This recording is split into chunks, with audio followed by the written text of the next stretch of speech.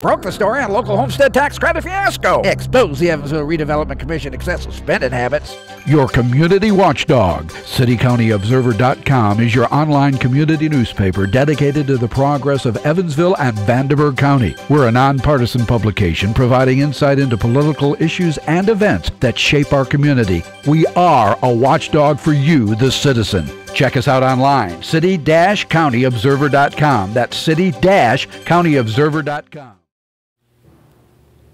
Tri-State Voices, an open discussion with area leaders on issues affecting communities throughout the Tri-State. Now, here are your hosts, Cheryl Musgrave and Mark Owen. And welcome. We'd like to welcome you tonight again, or this afternoon rather, to another edition of Tri-State Voices. Now, our guest today is going to be a real interesting experience here. His name is George Lumley. And George is a community activist and an advocate for blighted housing, and has an interesting story and some interesting ideas about how to eradicate blighted housing in our community. The great part about George's story is you've only been here a couple of years. A year and a half. A year and a half, and took an active interest and didn't want to be a passive resident. Wanted to be active and wanted to really get involved in the community and help in a way that he felt he could help. George, tell us your story. Number one, you're a former examiner of the Indiana State Board of Accounts. Yes. And which by itself is interesting because people may not realize that the Indiana State Board of Accounts does the audit exams on different units of government. And in your case, you were in the southeastern part of Indiana, in the South Central, mainly around Orange County, probably centered in Washington County, and then we had Floyd and surrounding counties over to Jackson on the east and west to Orange and Du Bois County. And your job was conduct audits on all those units of government, right? Yes, sir. Yeah.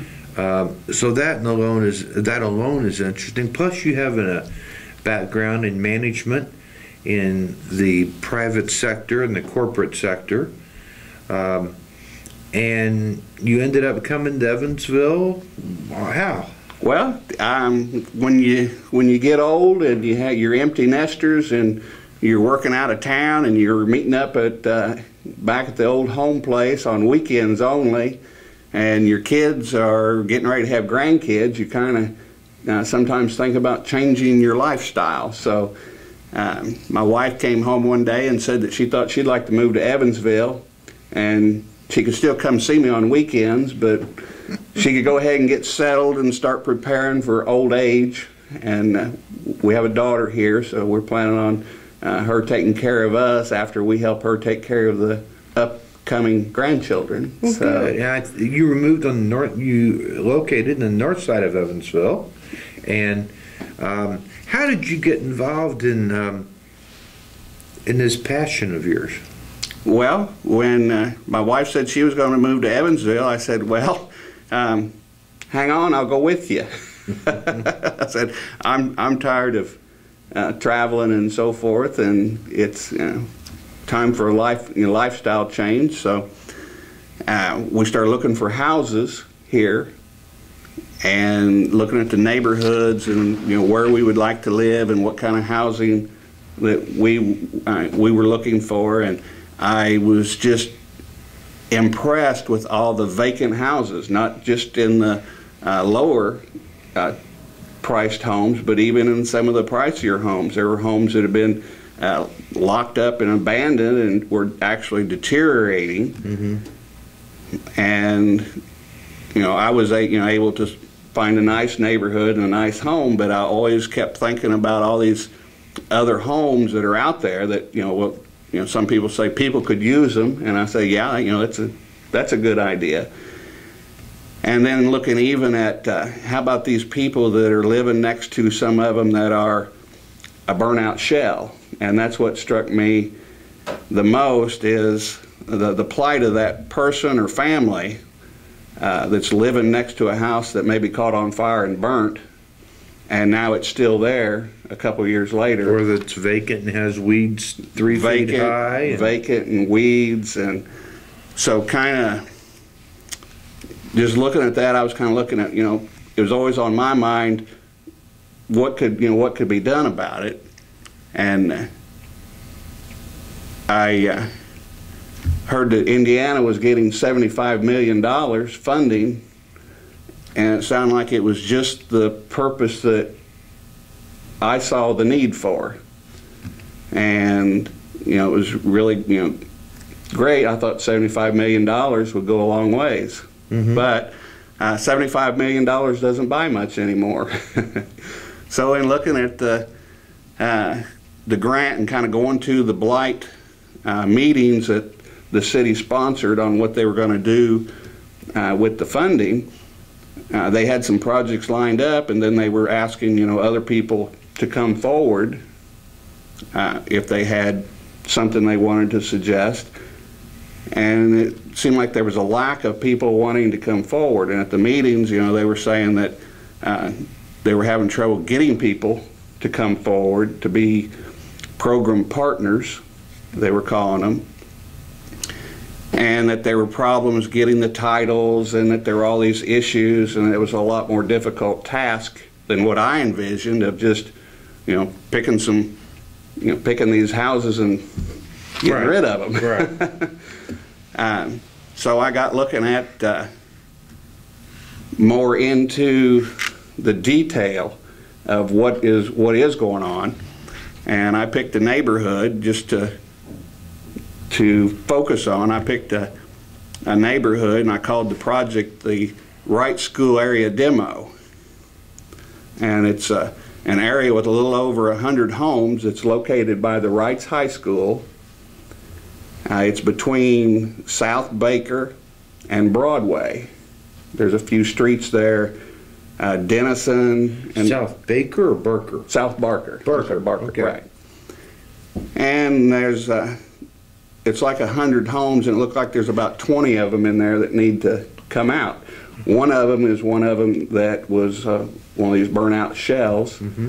and it looked to me like one of the buzzwords with the grant was that they're looking for the worst of the worst.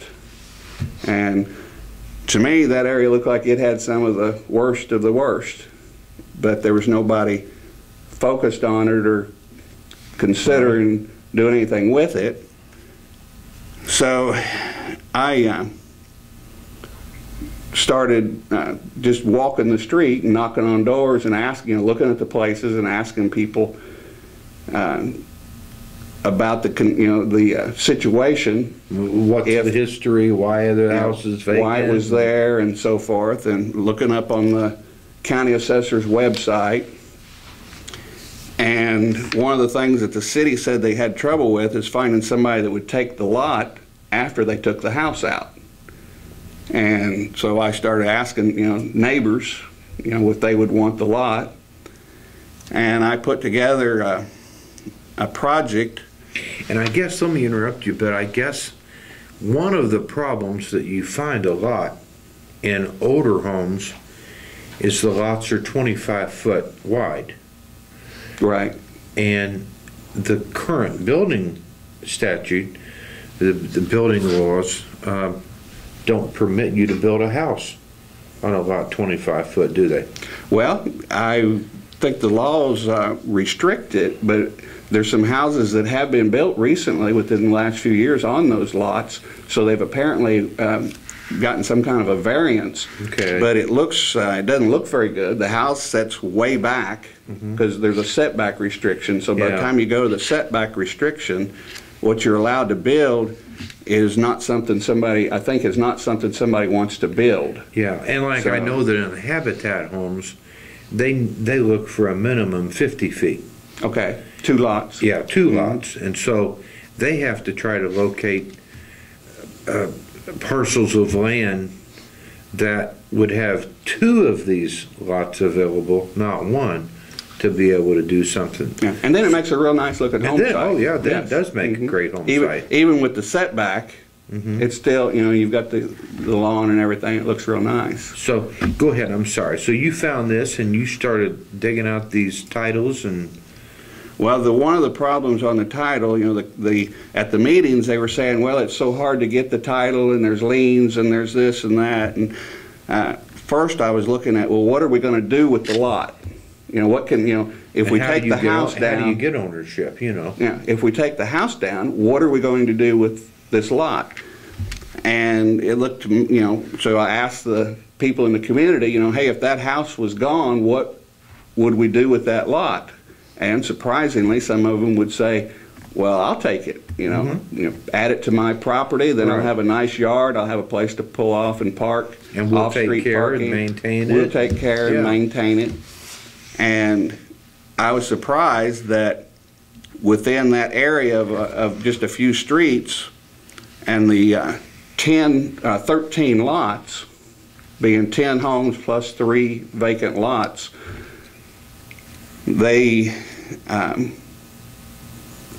somebody within the community spoke up for all of them. Great. There was somebody wanting them. There was one place where we had 4 lots together that had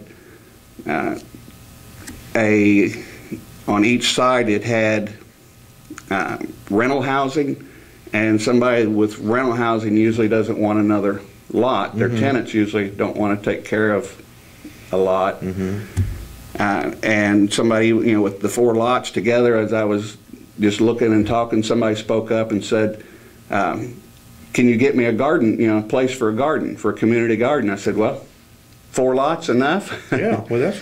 So there's a gentleman, Charlie Stewart, wants to put in the Howe Community Garden on 4 lots, and he's going to partner with a local church there that has a food bank, and he wants to have a vegetable garden where they have fellowship with the parishioners or people that to actually grow the vegetables, and then they've got an outlet for what they produce. Yeah. And he thinks that he's right there with the school, and he's been a coach at the school. He thinks the school will want to partner in with him, and he works at Home Depot, and the Home Depot is committed to partner in with equipment and stuff to assist in the project. So, well, let me take a step back here.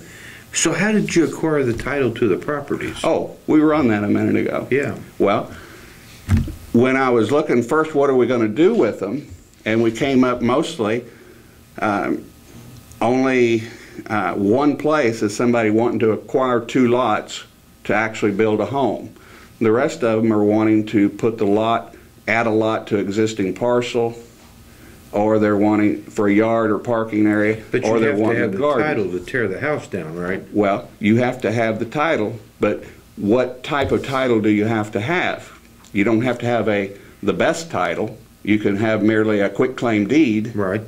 You don't have to have who's warranties. Who's that issued by, though?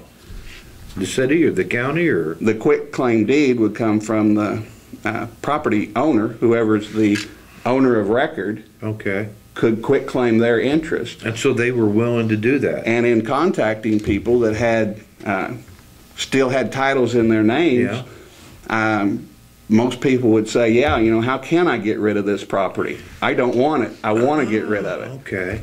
Part of the problem that the city was talking about was getting a clear title. Right. But if you're only going to make it part of your yard, how clear does it have to be? If you're going to put in a community garden on property that nobody really wants, is a bank or somebody with a lien on it going to come and take it? Right. So the quality of the title, and as far as title search and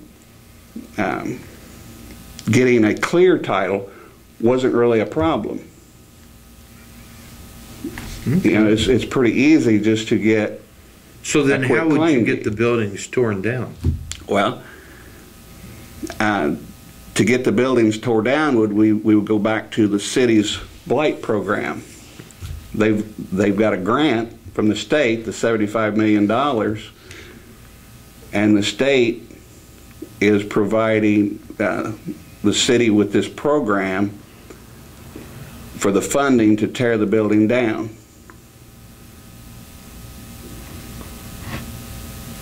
So we just have to get the projects accepted in to the city's blight elimination program, which this collection of lots, I presented the information to Ron Bean and others, and they've tentatively slated it for tearing these houses down with the remainder, with money left over from their original blight elimination grant. And it's, it's very cost effective because we're not looking at spending a lot of money on anything except just taking the houses out, which I saw some recent bids that the city had on taking some of the houses out were like $4,000 and $5,000 a piece. Yeah. And the funding that they had under the grant was allowing like $15,000 for a house without a basement, and $25,000 for a house with a basement. So the city, by not spending that much on other properties that they're slated, they've got money left over. So on a house with a basement, do they drop the house in the basement, or do it the right way and dig out the basement? And they'll take everything out, everything out and backfill it. Right. And that's a wonderful way to do it. Then it can be used again. So where are you on that? How many have they been able to take any of the homes down yet? Are you waiting for that? Well, actually, we're waiting on that, and Ron said it would probably be towards the end of the year before we saw it, that it's a slow process. The last time I spoke with him, the ones that they had put out for bid for the grant funding, the ones that they'd put out and slated for bid, they didn't get any bidders on.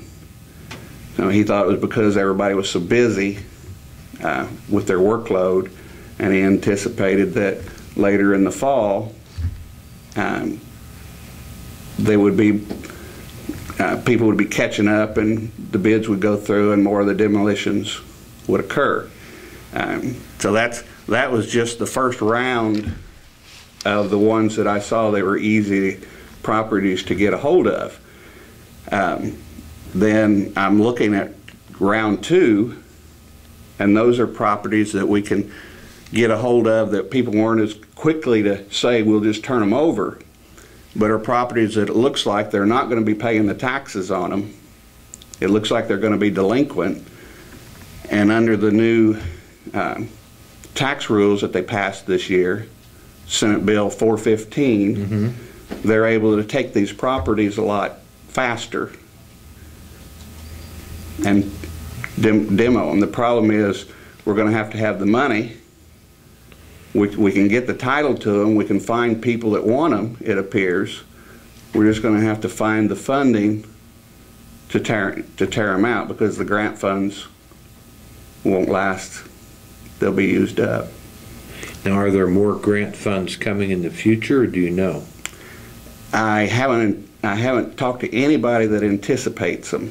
So it looks like we're back to what I've heard that the city's done in the past is that they've budgeted out of regular funding or riverboat money. Yeah. They have funded $500,000 a year to take out these houses. I'm looking to try to find some way of encouraging them to up that. I think they need several million at one time, and gosh, I've heard the figure before, but I don't remember what it was. But there's literally hundreds and hundreds of homes like that, aren't there? Hundreds of them, yes. Throughout the community. Yes. I think, I don't think anybody really has a real handle on what the number is. And there's some, currently there's some talk and work on what they're going to do to handle them, what they're going to do with them. They're talking about land banking them and taking care of the properties while they land bank them. Now, what's the term land bank mean? That's a good question. And I'd hate to speak on that because I've seemed to define it in different ways. To me, anybody that's holding the home, whether it be a special not-for-profit or the government city or the agency county or yeah. an individual, these homes are currently being land banked. Somebody is holding them. The homes or the lots? The homes and the lots. Both. Both. Okay. You know, and there's just a lot of these homes that people just walk away. And a lot of them are empty and falling down, and the people aren't walking away. I mean, you know, I come across homes in my, you know, I'm in real estate, and I come across homes, and I had a home that I came across in a very expensive neighborhood, and started inquiring about the home, and it turns out that the owner up and left, just up and left. And I went through, and there was a mortgage on the property, but they had either not aggressively gone after or were having a very difficult time going after the owner. I tracked the owner down, and actually the owner was working for a university out west, and when I tracked him down, he denied he had ever owned the property. Denied he had anything to do, but clearly I was able to determine he was in fact the owner, and he ultimately said, I want nothing to do with this. I've walked away, I'm done. And wasn't going to sign anything. So I guess you get into a situation where the bank really has a problem at that point, don't they? Well, the bank can go ahead and foreclose on that home. Yeah. Why? You know, it's only a problem if they see a financial benefit not to foreclose on and it. this particular house has probably been vacant maybe 4 years. And that's where I would ask the financial institution, and I would like to know, What are you waiting on? why, what kind of profit motive do they have to not go ahead and foreclose on that home? But you find these all over town, don't you? There are similar situations all over town, and it's a tax problem for the individual. Even though he may have walked away from it, he may have even filed bankruptcy. Then, if the financial institution waits to foreclose and finally forecloses, and then they forgive his debt at a time period down the road, then he could get hit with a tax liability. That's right. Or people don't realize on a short sale, which if you get into a situation and have to sell your home for less than what your loan is, and the bank agrees, and it's a, say, $20,000 less than the loan, the bank's going to send you a whatever form it is, right, that you just made a $20,000 profit on. Right, that they forgave that debt, right, which they consider that as income to you. And you personally have that problem.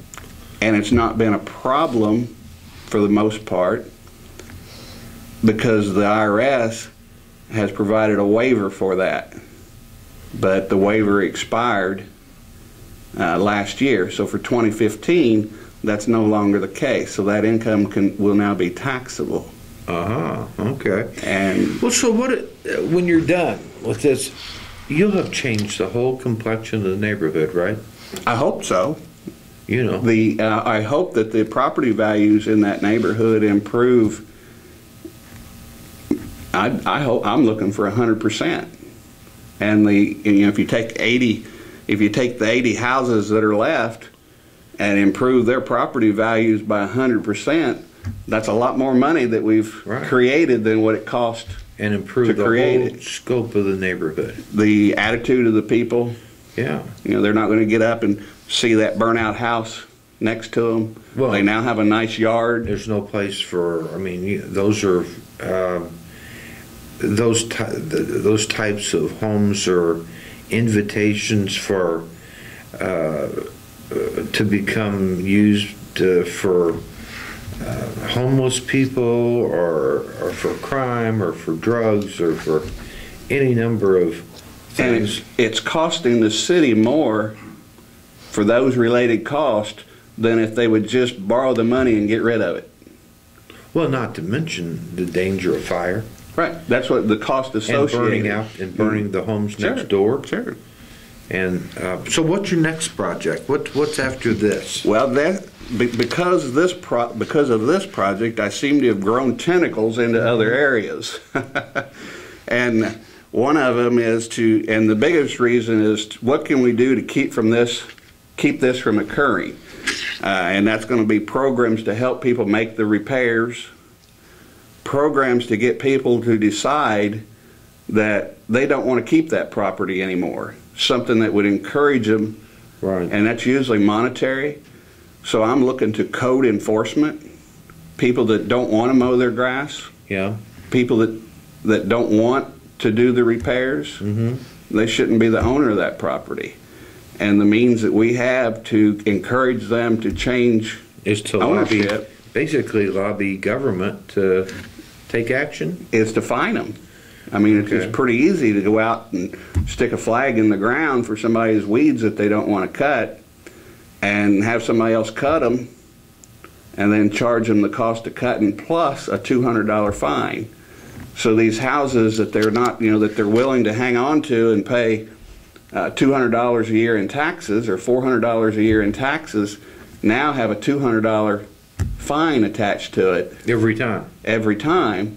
So then they start rethinking that we don't want to hold on to this old house. We want to get rid of it to somebody that will put it to good use, somebody that'll fix it up, maintain the property, and be a good citizen within the community.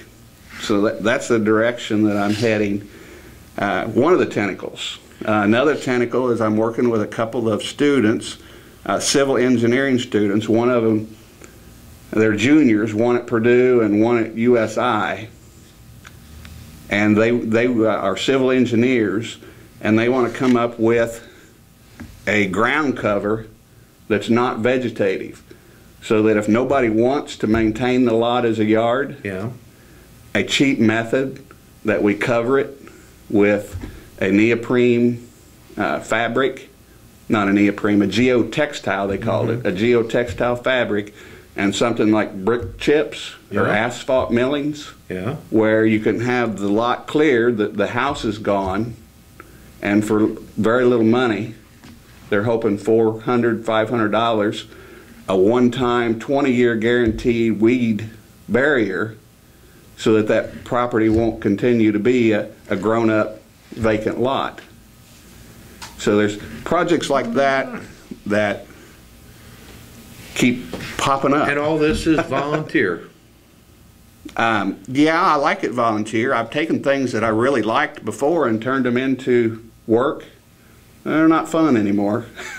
Well, I tell you what, this is a commendable effort. I mean, I think it's highly commendable that you move into town, that you take this kind of initiative and encourage others, and it's a great, it's a great opportunity.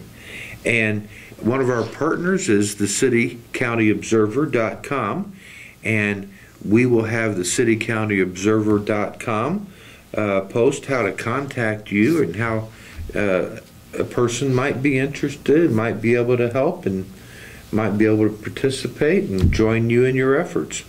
And on that note, thank you very much, and we'll look forward to seeing you again next week.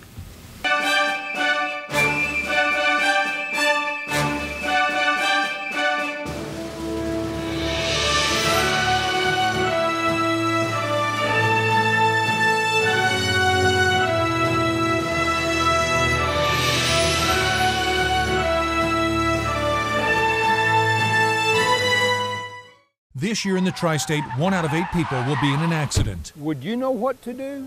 Pain and suffering, lost time if you're working. When you call Woods & Woods, you are not a statistic. You are our client, and we will fight to get the money you deserve. If you're in an accident, call Woods & Woods if you want justice. If you've been injured, call 1-800-544-2108. Let Woods & Woods work for you. You don't owe us a dime unless we win your case.